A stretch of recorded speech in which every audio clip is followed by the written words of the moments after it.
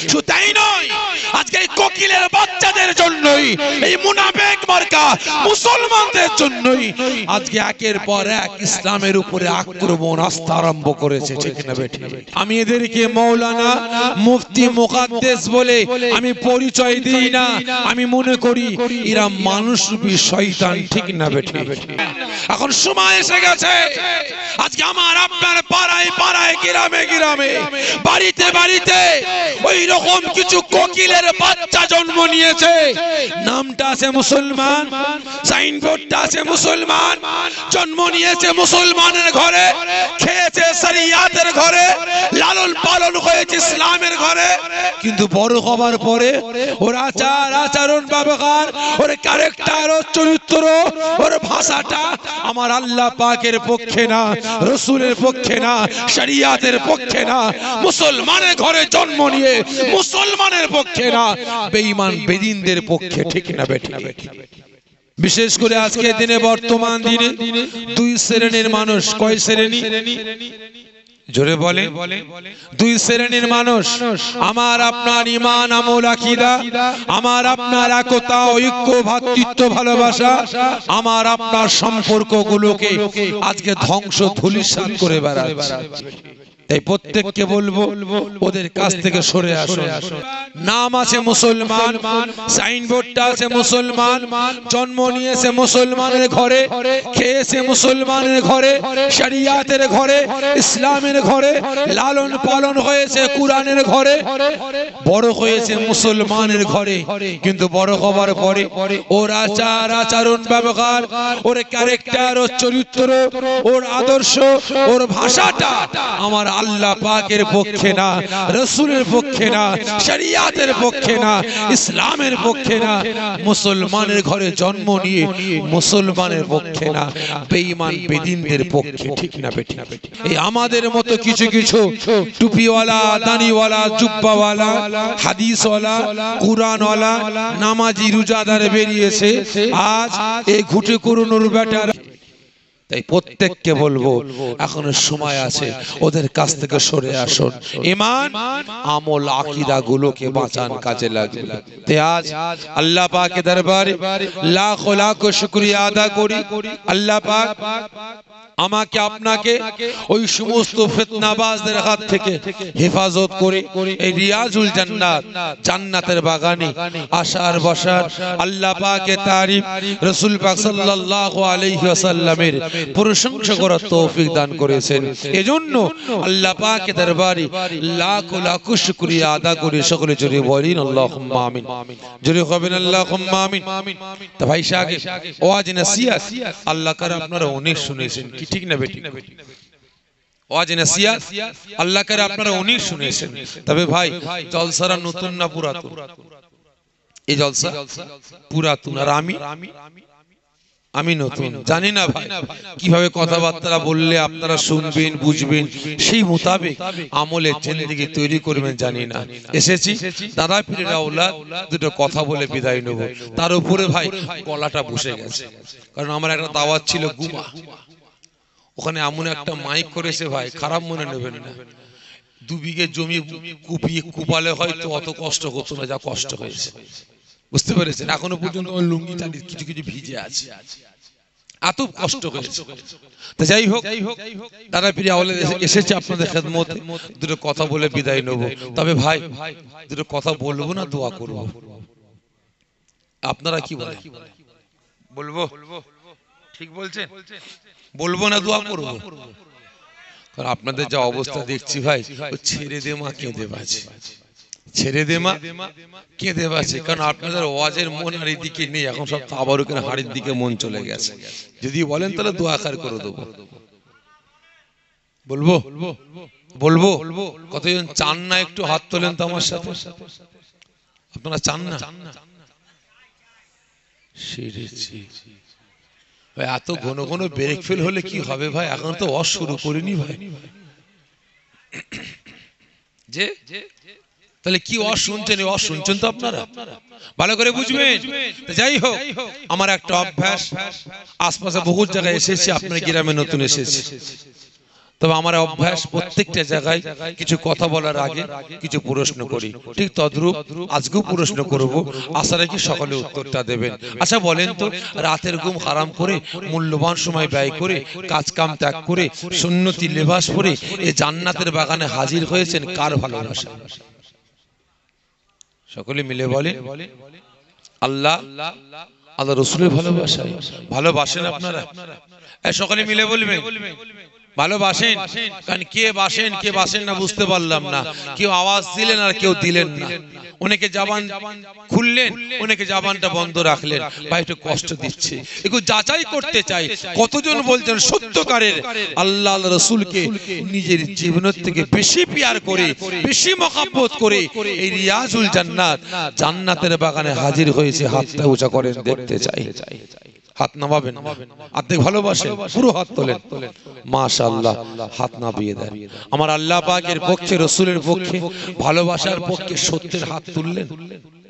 জি ঠিক বলছেন, মিথ্যা বললেন, মিথ্যা মিথ্যা। অনেকের মনে প্রশ্ন আসতে পারে, আমি আল্লাহকে ভালোবাসি না, রসুলকে ভালোবাসি না।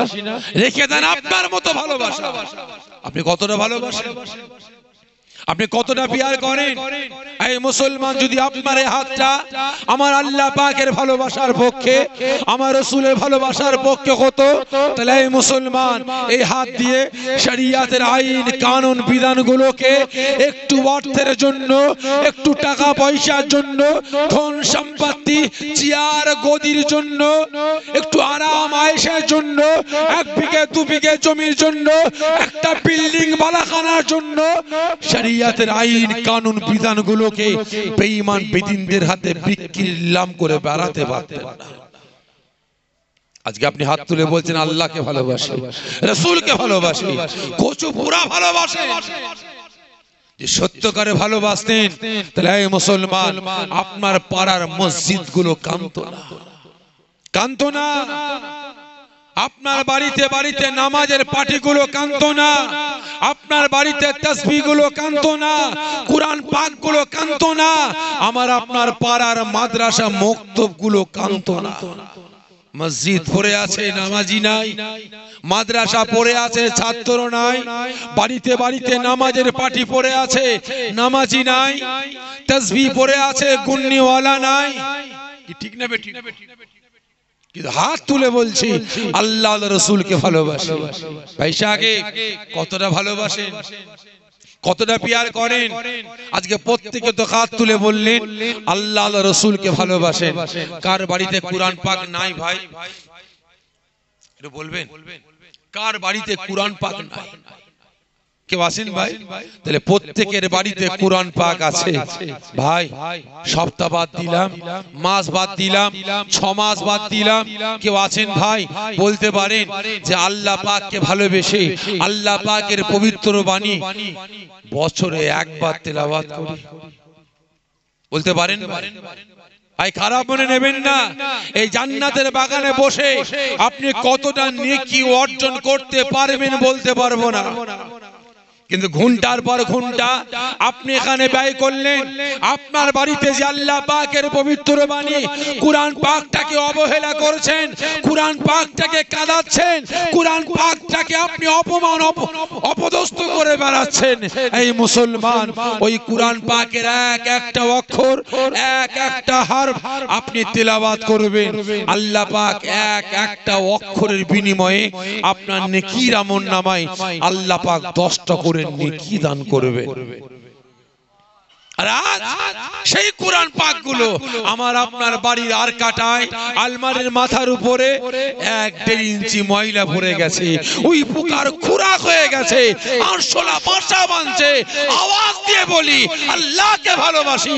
পকেটে মোবাইল আছে, সারা দিনে 10 বার 15 বার জামাই মুছছি, গামছাই মুছছি, গেঞ্জিতে মুছছি, তাতেও হয় না। থুতু দিয়ে মোবাইলটা পালিশ করছে।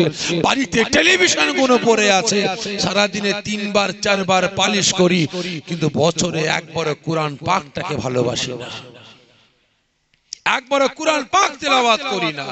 কিন্তু গলাবাজি করে বলে আমি মুসলমান, আমি আল্লাহ রাসূলকে ভালোবাসি। ঠিক না বেঠিক? খারাপ মনে নেবেন না ভাই। এই প্রত্যেককে বলবো, যদি আল্লাহ পাকের পক্ষে, রাসূলের পক্ষে যদি আসার মতো আসতে পারেন তো আসুন, আসুন, আর না গেলে বেরিয়ে যান। আমার আপনার মতো দুমুখ মার্কা মুসলমান আমার আল্লাহ পাকের, রাসূল পাকের প্রয়োজন নাই। খারাপ মনে নেবেন না ভাই। আল্লাহ রাসূলকে ভালোবাসার মতো বাঁচতে পারেন তো আসুন, আর না হলে বেরিয়ে যান। আমার আপনার মতো দুমুখ মার্কা মুসলমান আল্লাহ পাকের প্রয়োজন নাই, রাসূলের প্রয়োজন নাই। এই যে মহাশয় ওয়াজ করতে করতে বলছেন, বাবারা বাবারা, আল্লাহ পাকের কত বড় নিয়ামত আপনারা দেখেন। বিরাট বড় একটা পুকুর আছে, পুকুরের পারে একটা গাছ আছে। ওই গাছের পাতা যখন পুকুরে পড়ে কুমির হয়ে যায়, ওই গাছের পাতাটা ঢাকায় পড়লে বাঘ হয়ে যায়। কি ওয়াজ করলো? গাছের পাতা পুকুরে পড়লে কুমির হয়, আর ডাঙায় পড়লে বাঘ হয়ে যায়। একজন শ্রোতা দাঁড়িয়ে বলছে, হুজুর বিয়াদবি মাফ করবেন, একই গাছের পাতা পুকুরে পড়লে কুমির, ডাঙায় পড়লে বাঘ। হুজুর, ওই গাছের পাতা যদি অর্ধেকটা পুকুরের অর্ধেকটা ডাঙায় পড়ে কি হবে? হাওয়ায় কি হবে? হাসছে। বলেন কি হবে? না বাঘ হবে আর না কুমির হবে। না ঘাড়কা না ঘাটকা, না ঘাড়কা না ঘাটকা, না মুসলমানের মরা, না বেদিনের মরা, না মুমিনের মরা, না বেঈমানের মরা। ঠিক না বেটি? কারণ যেদিকে যাবার একদিকে যাবে। ওই আপনার কাছে আপনার মতো, আমার কাছে আমার মতো, ওই সাপের গালে চুমা, ব্যাঙের গালে চুমা, কমুকো মার্কা মুসলমান। এই জোরে বলে, কমুকু দুমুকু মার্কা মুসলমান ভাই আমার আপনার পাড়ায় ছেয়ে গেছে। দেখবেন নামাজে পড়ছে, মদ খাচ্ছে, আছে না নাই? এই কথা বলে না।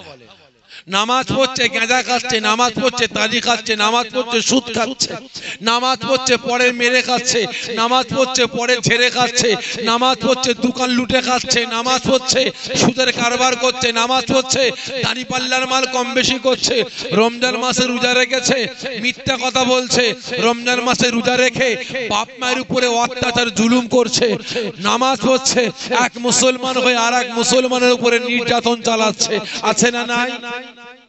কথা বলে না, আসে না নাই? কমুকমার্কা মুসলমান, দুমুকমার্কা মুসলমান। তাই প্রত্যেককে বলবো, যেদিকে যাবার একদিকে যান। গত 1-1.5 বছর হয়নি, হয়তো এখনো 1.5 বছর পূরণ হয়নি। অসীম রেজভি নাম শুনেছেন তো? অসীম রেজভি কুরআন পাকের ভুল ধরে সুপ্রিম কোর্টে এফআইআর করেছিল, মনে আছে? মনে আছে আপনাদের? কুরআন পাকের ভুল ধরেছে। কার ভুল ধরেছে ভাই? আমার আল্লাহ পাকের ভুল ধরেছে। ধরে সুপ্রিম কোর্টে এফআইআর করেছে সংশোধন করার জন্য। সুপ্রিম কোর্ট কোমরে লাথি মেরে 50,000 টাকা জরিমানা করে তাড়িয়ে দিয়েছে। বেটা টাল সামলাতে পারে না, ইসলাম ধর্ম ছেড়ে দিয়ে সনাতন ধর্ম কবুল করেছে। ঠিক না বেঠে?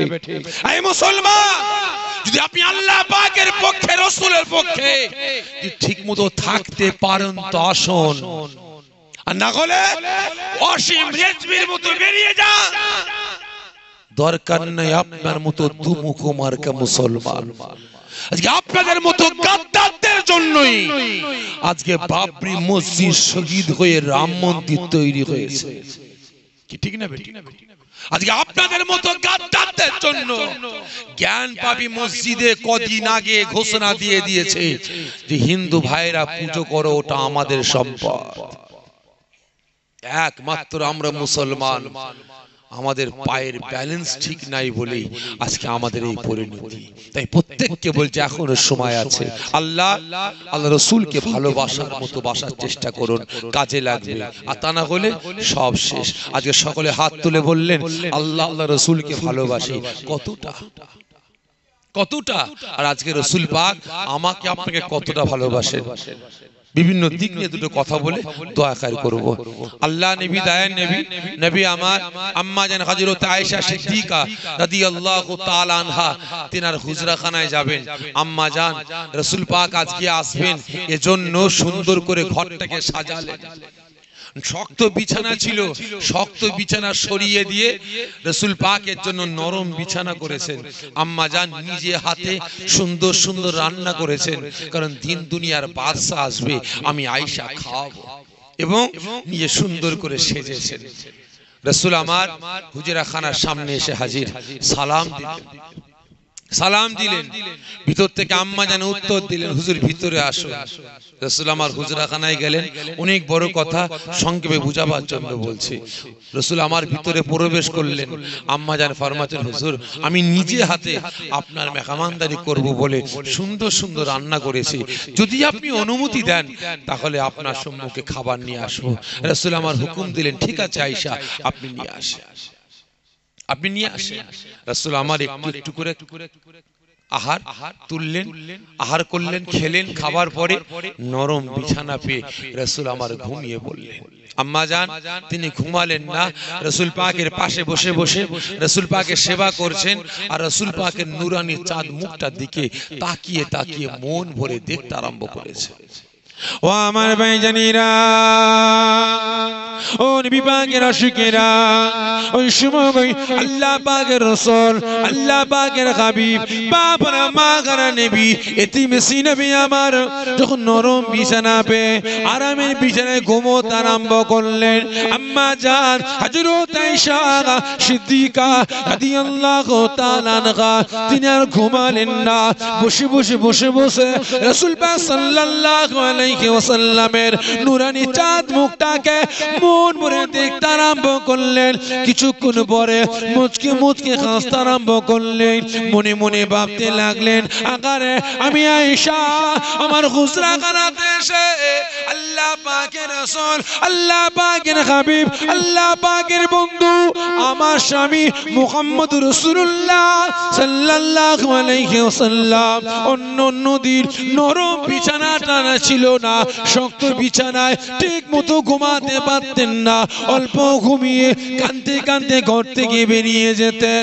আজকে নরম বিছানা আমি আয়েশা আমার নবী পাকের জন্য করেছি। আজকে আমার রাসূল অন্য নদীর তুলনায় নরম বিছানা পেয়ে আজকে বেশি বেশি ঘুমোতে আরম্ভ করেছেন। আম্মা জান খুশিতে বাগে বাগ মুচকে মুচকে হাসতে আরম্ভ করেছেন। বেশ কিছু সময় পার হয়ে যাবার পরে আম্মা জান দেখতে পান কিনা আল্লাহ পাকের রাসূল, আল্লাহ পাকের হাবিব, বাবার মাগার নবী এতিমেসি নবী আমার হঠাৎ বিছানা থেকে ইয়া কাবল উম্মতি, ইয়া কাবল উম্মতি বলে কাঁদতে কাঁদতে দাঁড়িয়ে বললেন। আম্মা জান ভয় পেয়ে গেলেন, মনে মনে ভাবতে লাগলেন, আগারে আল্লাহ পাকের হাবিবের কান্না দেখেছি, আমার নবী পাকের কাকুতি মিনতি গর্জন শুনেছি, ইয়া কাবল উম্মতি, ইয়া কাবল উম্মতি বলে রাসূল পাকের চিৎকার শুনেছি। আজকের মতো কান্না, আজকের মতো গর্জন, আজকের মতো কাকুতি মিনতি আমি আয়েশা জীবনে কোনোদিন শুনি না। আম্মা জান আর থাকতে পারলেন না, আস্তে আস্তে মাথাটা নিচু করে প্রশ্ন করতে আরম্ভ করেন, ইয়া রাসূলুল্লাহ গে, ইয়া হাবিবাল্লাহ হুজুর বেয়াদবি মাফ করবেন, আমি আয়েশা আমি কি কোনো অন্যায় করে ফেললাম, আমি কি কোনো ভুল করে ফেললাম, বেয়াদবি মাফ করবেন হুজুর, আপনার কান্না শুনেছি, আপনার কাকুতি মিনতি শুনেছি, ইয়া কাবল উম্মতি, ইয়া কাবল উম্মতি বলে আপনার গর্জন শুনেছি। আজকের মতো কান্না আমি আয়েশা আমি জীবনে কোনোদিন শুনি না।